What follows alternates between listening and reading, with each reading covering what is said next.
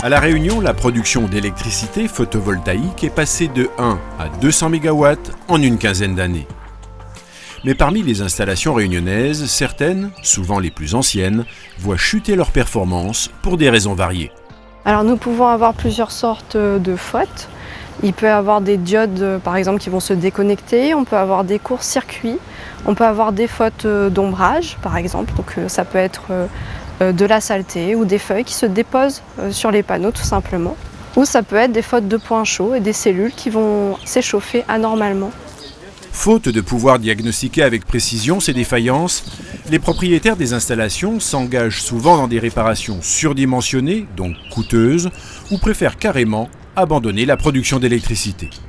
L'autre voie, c'est d'avoir des systèmes qui permettent de nous dire effectivement il y a une perte de performance et on pourrait agir autrement que venir remplacer l'onduleur ou venir remplacer les panneaux.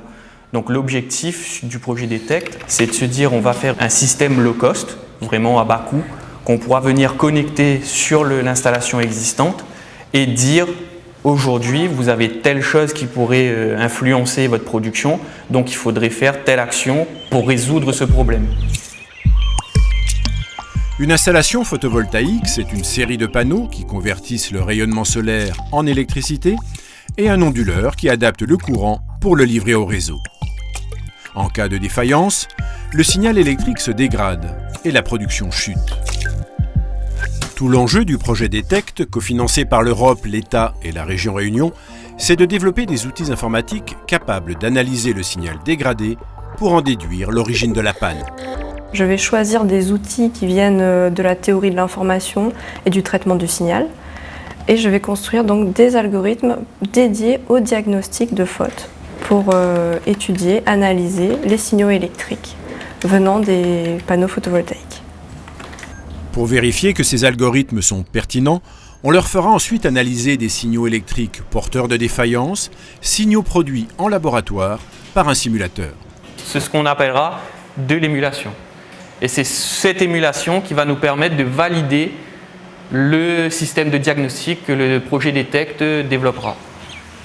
Mais pour être sûr qu'une chute de production provient d'une panne, et non des mauvaises conditions météo, il faut connaître la quantité de rayonnement reçu par les panneaux en temps réel et à l'endroit où ils se trouvent. Ce qui n'est pas toujours facile.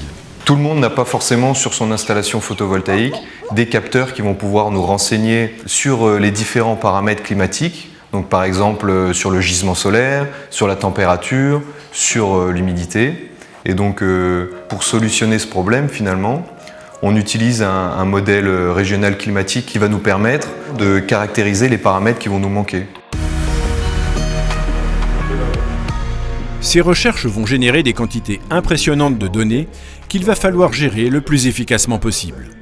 En fait, un des objectifs du projet, donc c'est de stocker et d'agréger toutes ces données là, pour pouvoir réaliser justement les modèles algorithmiques.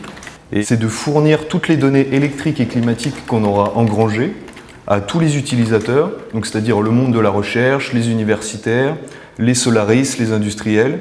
Donc on va leur permettre de pouvoir y accéder facilement. C'est donc un gros chantier de recherche qui s'ouvre, avec la perspective de produire des outils techniques pertinents, connectables aux installations de première génération pour en prolonger la durée d'exploitation.